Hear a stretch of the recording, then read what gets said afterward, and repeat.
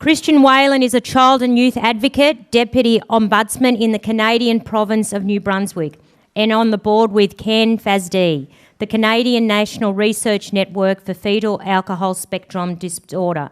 He was a legal counsel to the New Brunswick Human Rights Commission. Christian will be talking about the United Nations General Comment 24 of the Committee on the Rights of the Child and what it requires in relation to children living with neurodevelopmental delays. Please give a very warm welcome to Mr. Christian Whalen. Thank you. Thanks, Darlene, for the introduction, and thanks especially to Meg Perkins for the invitation to be here with you. Well, just thinking of the relations that exist between Indigenous peoples here and the Indigenous peoples from the territories that I'm from. And I'm listening to the speakers at this conference, and I'm thinking, gosh, this is just like being back home. We're facing the same challenges, we're dealing with the same issues, and as a child and youth advocate, I can't help but be a little bit frustrated by the fact that there is here in this part of the world so much of the same frustration with multiple systems failing children, and yet so many people committed to doing what's best for our children, Australian or Canadian, and yet not having the systems available to support them. Most of my work, and what I want to talk to you about today, has been around using our promises to children to hold ourselves and our governments accountable for improved service delivery. And so those promises, the promises that you've made to Australian children, are the same promises that Canadians have made under the UN Convention on the Rights of the Child. And for us, we have found in New Brunswick that they offer a pathway to improve service delivery.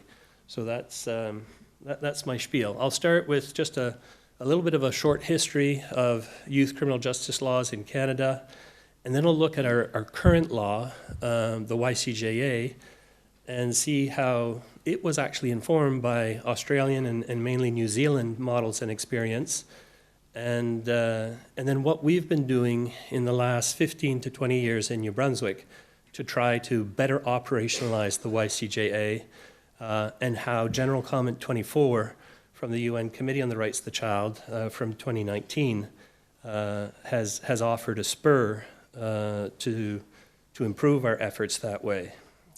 So basically, in 2008, the Supreme Court of Canada recognized children and adolescents' right to a separate system of criminal justice administration as a constitutional right. As far back as 1908, we've had separate laws. And in fact, Roman law distinguished between adults and minors. If you look to the 12 tables of Roman law, you will see different punishments meted out for children or for adults for the same crimes. Not great punishments that you'd want to recommend to anyone today, but all the same. And in Anglo-Saxon law, that was the same thing. King Ethelstan, famously modified the Dooms of Kent, some of the earliest recorded Anglo-Saxon laws, to insist that hanging a 12-year-old for theft was a little bit over the top, that they'd have to be at least 15 before we hung them. And so we've had this Juvenile Delinquents Act experience, which is most of the last century, 1908 to 1984. That was a system where we really treated children and youth offending differently. We had central reformatories, so we had educational facilities, and any bad apple in class could be sent down to the principal's office, and the principal office would pretty well determine that child's fate and future. That if they had stepped out of line once too often, they would end up at Central Reformatory. I remember being schooled in New Brunswick, and we used to play basketball against the kids at Kingsclear, and you really watched your elbows, on the court with those boys. But what we found, over time, is that there was no process.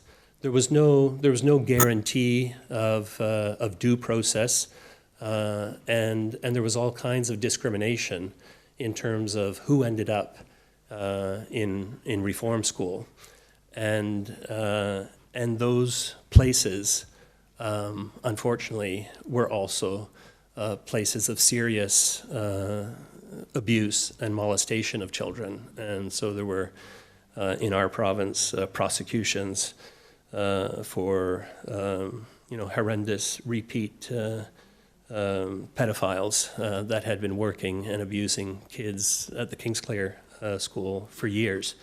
And so there was a push to reform and to change all that, and we wanted to build in due process. And we did that in the 1980s with the adoption of the Young Offenders Act. But what happened in Canada with the Young Offenders Act is that we due processed youth criminal justice to death. We actually ended up, over the course of 20 years, not even, with the highest rate of youth detention in the world, higher than the United States of America, which actually takes a lot of doing. And so we had to look, for new solutions. And so Canadian legal experts scanned the globe. They came down under. They looked at what was happening in Queensland. They went over to New Zealand. They were encouraged by the conversations here. They brought those concepts back, and they found expression in the Youth Criminal Justice Act of 2003, proclaimed in 2004. And this model basically challenged the sort of orthodoxy of the dominant criminal justice pathway of, dealing with youth offending behavior through custodial approaches, detection, prosecution, adjudication, sentencing. That was, what we do. We started on this work of kind of reforming the administration of youth criminal justice laws in New Brunswick in 2009, 2010. I remember meeting with regional Crown prosecutors in Fredericton, and the regional Crown would say, Chris, what is it that you don't get about my job? I'm a prosecutor. I prosecute people, I'm not a social worker, And we were trying to convince these people that under the Youth Criminal Justice Act, they had to put some water in their wine. They had to be taking new approaches to the administration of youth criminal justice that they weren't really comfortable with, and the same with policing. But what we had found in New Zealand, in the experience, that the impacts for young people of that orthodox, traditional approach to youth corrections were high arrest levels, very much a court-centered approach. Court actually became a rite of passage for young people. They had bragging rights, because they had been through the juvie system to that level. Criminal courts were actually getting in and trying to solve problems that were better situated to child welfare or to health authorities, right? Large numbers of kids being sent to programs, heavy reliance on residential care, alienation from family and community. Those were all the things that New Zealand had found were wrong with its system in the 1980s when they embarked on their process of reform. And let's be clear, New Zealand at that time also had the second highest rate of youth incarceration in the world, right? So they weren't the worst because Canada had that prize, but they were intent on reforming the situation. I did a lot of work with Mike Doolan, who was Director of Youth Corrections in New Zealand, and in retirement, he came to Canada, and he trained a lot of people in our neck of the woods in family group conferencing. I was glad to hear that Darlene is a family group conference, and that was one of the good practices that we brought back from Maori traditions and from New Zealand and parts of Australia and put into effect in our law. It was actually developed in New Zealand as a youth criminal justice practice, but then expanded to child welfare.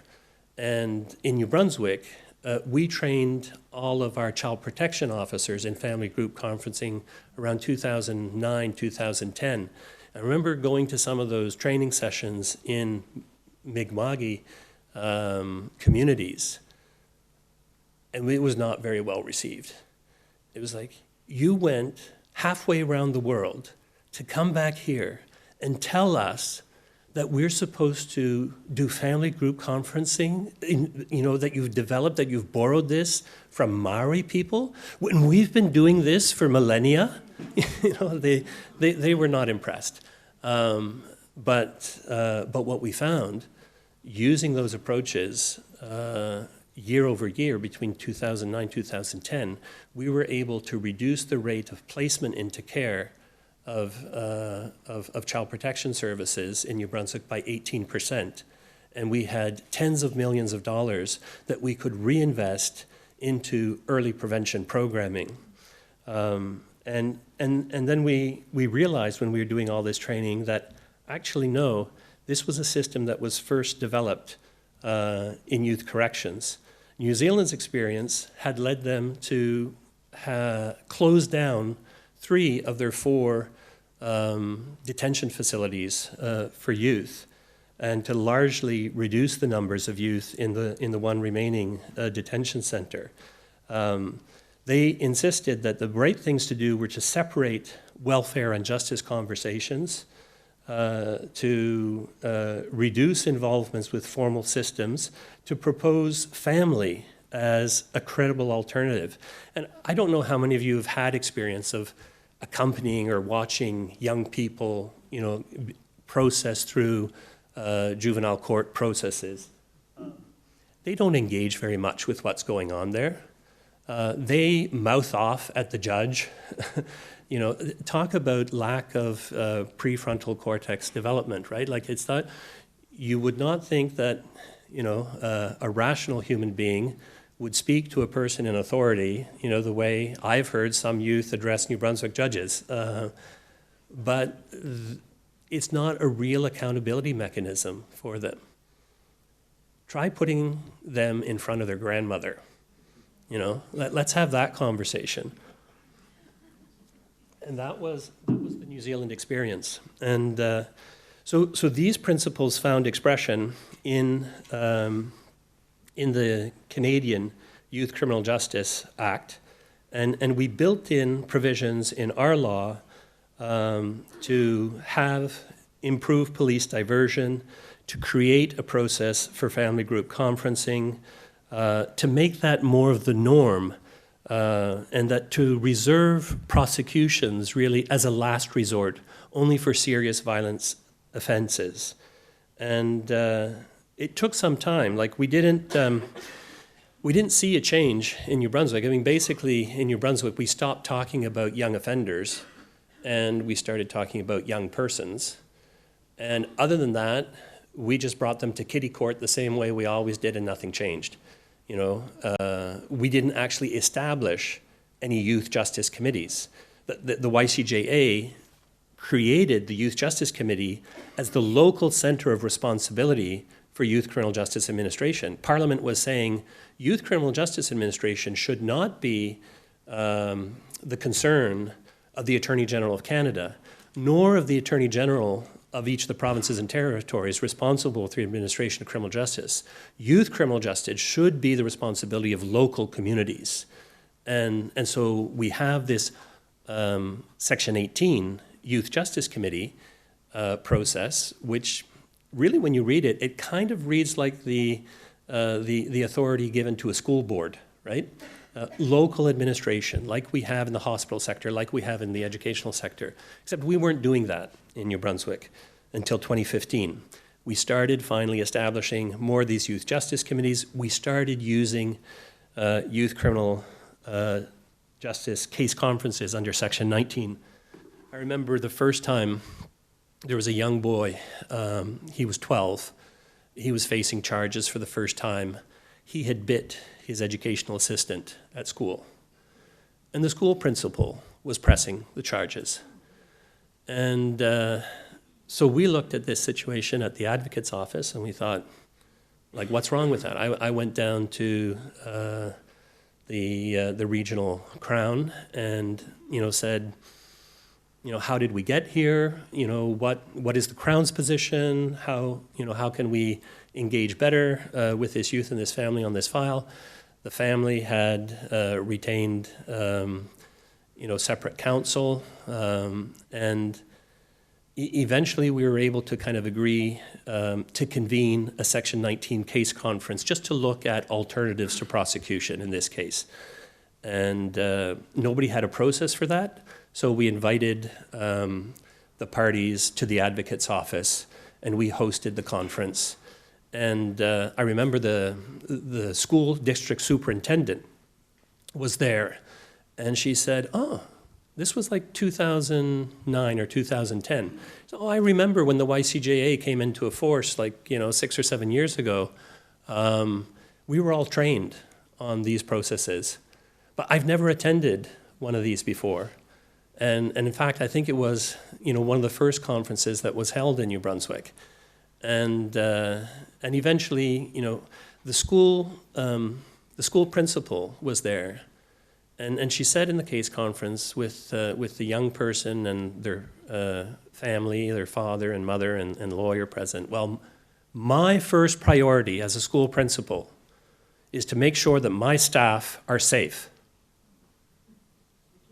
Really? Exactly. What about the kids? And I said, anyways, we were able to convince, the Crown to withdraw the charges and to put up, a mechanism in place so that there could be better supports to, that young person who was autistic and, had behavioral issues, and that was the end of the matter. But it was the beginning of a process of, actually starting to operationalize the YCJA in New Brunswick.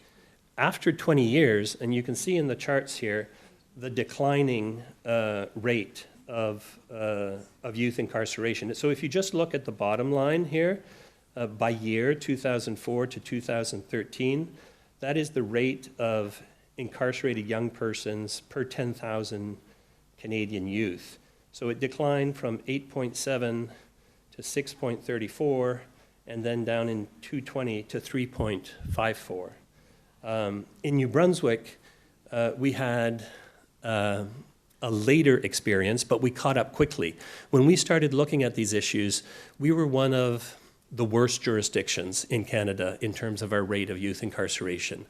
My colleague would visit the youth in detention. We had one detention center. New Brunswick is, a province with a population about 750,000, and we had one provincial youth detention facility. It was on the Miramichi, and my colleague would go and visit every week the youth in detention there as an officer from the advocate's office.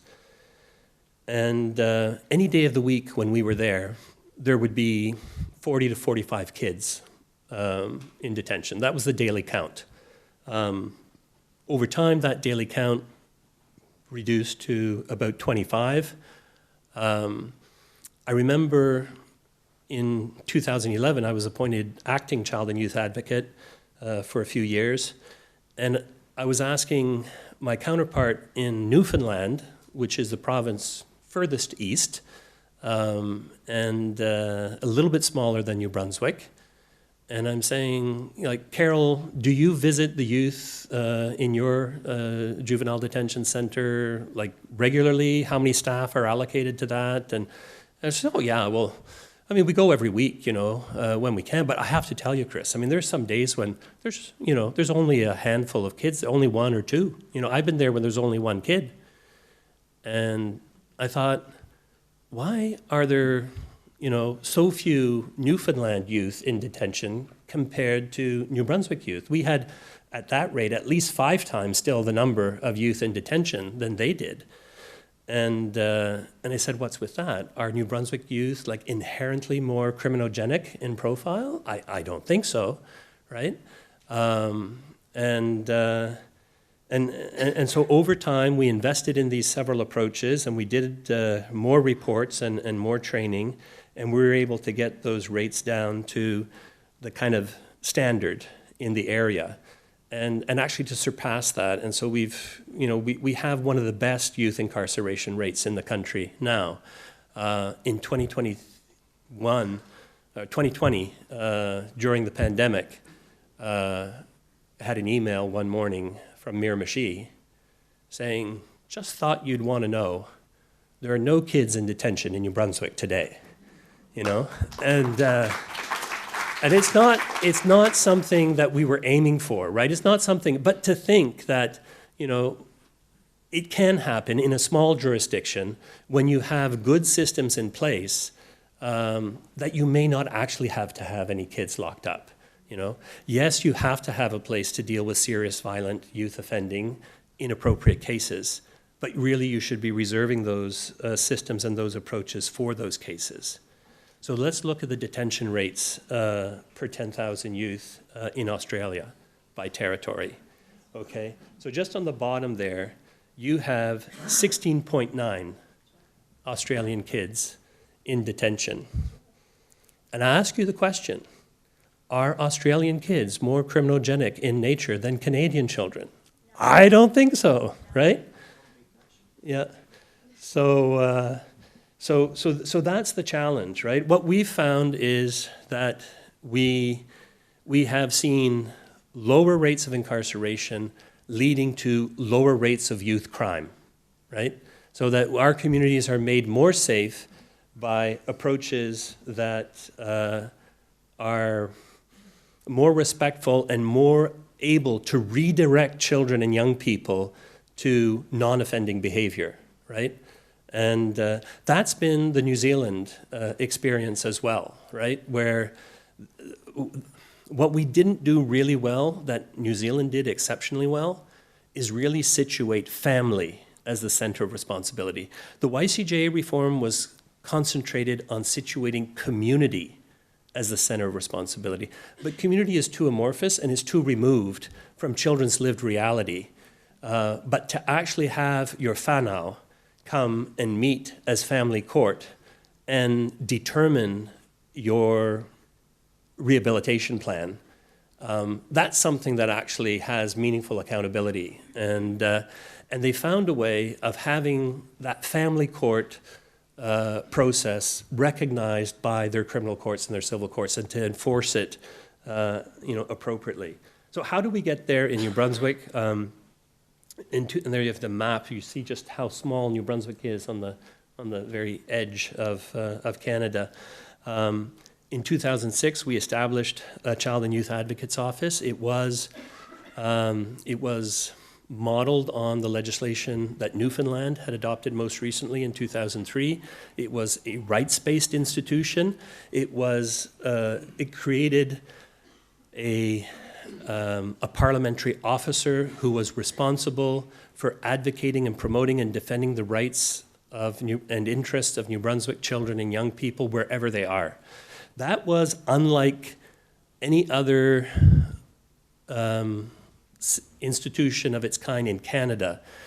Our approach had typically in Canada followed the American approach. Remember, the US is the only government in the world that hasn't ratified the UN Convention on the Rights of the Child. They're not specifically, they don't tend to think about children as rights holders. And they really had advocates for children in vulnerable communities and vulnerable sectors of service delivery. So they had an advocate for young offenders. They had an advocate for child protection. And there were people in New Brunswick that wanted to restrict the advocate's role to only advocating for those in care or those in custody. Fortunately, better angels prevailed, and we had a model of enforcement that was more consistent with European approaches and a kind of children's commissioner approach where all children have rights and they need a champion for those rights, whatever they are. And so that's the system that we've developed. In the slides that you'll have there are links to some of these reports that tell the story of connecting the dots. Ashley Smith. Ashley is the one I just wanted to focus on. I don't know if any of you are familiar with that name or that young girl's face. She, if you had asked in 2008, any 10 Canadians in the street in any jurisdiction in Canada, which young Canadian has more international headlines this year than anyone else?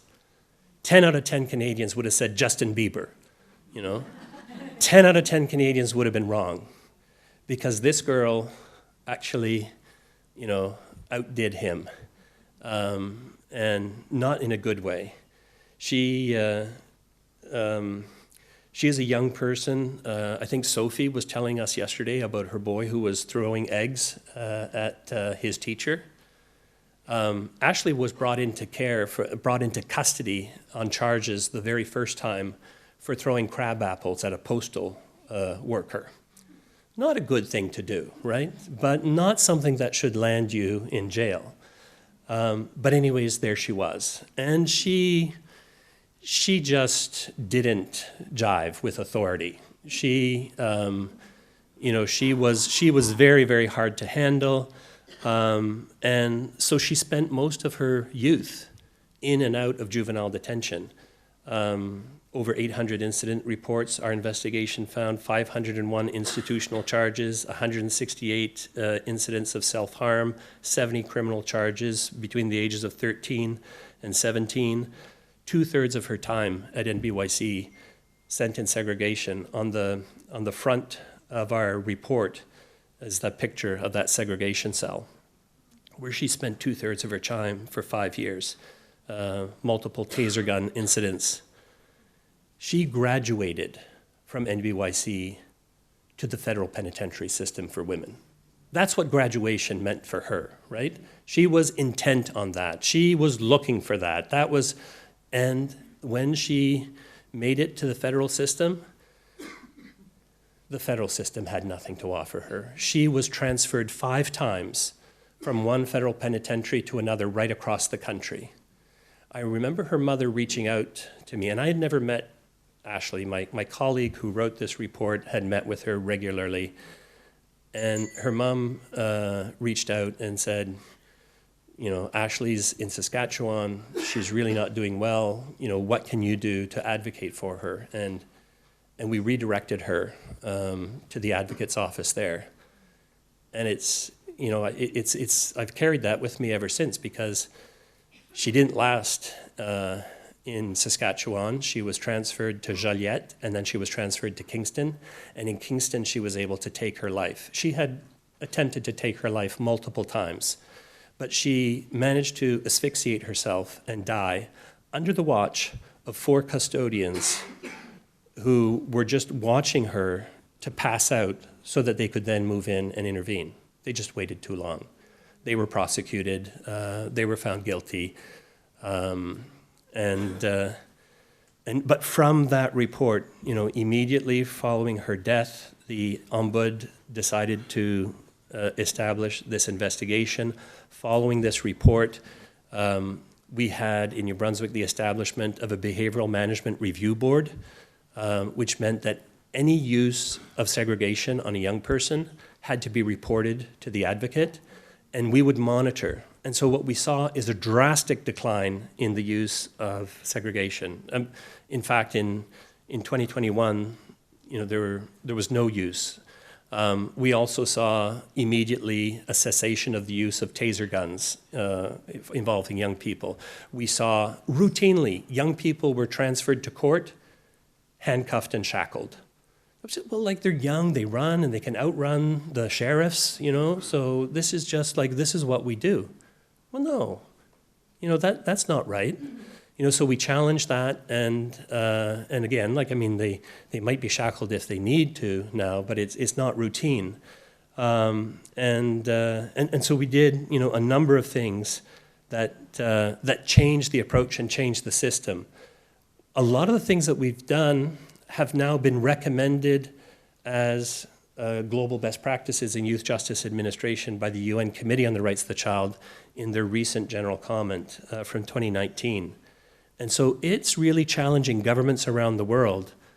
What can you do to hold your government to account for its promises to children under Article 40 of the Convention, which guarantees to children a separate system of criminal justice administration, and which says, for instance, that the minimum age of criminal responsibility for a state party to the convention should be no lower than 14.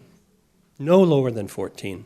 If you're below 14, reform to get to 14. If you're at 14, reform to increase it further, right?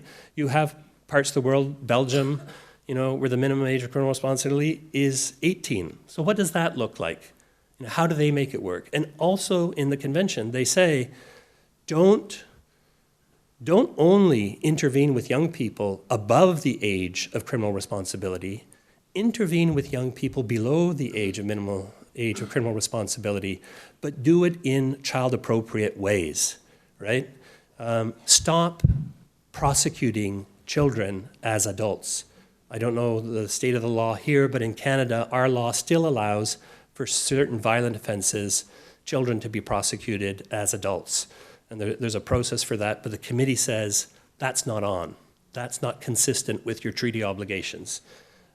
So particularly important for our conversation here, the Committee on the Rights of the Child in paragraph 28 of the general comment says that children with neurodevelopmental delays or disabilities should not be in the child justice system at all. Okay? That's consistent with the practice that we've seen in New Brunswick. I remember a young boy, had a fascination with buses and garbage trucks. He was 14. He was in school.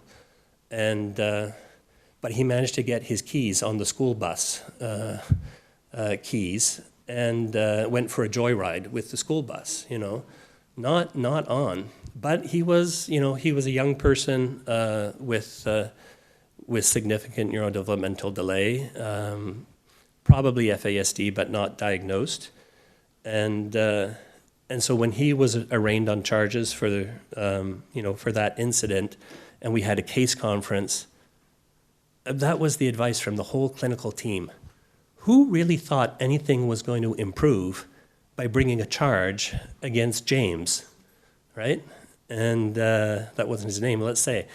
And that's what we hear, regularly. And the committee is saying to Canadians and to Australians, look, if you want to deal with neurodevelopmental delay and you want to recognize the child's right to a separate system of criminal justice administration, stop offering correctional services to these youth and start intervening with them in a clinical and educational approach. So that's my message to you. I'll leave it at that. Thank you.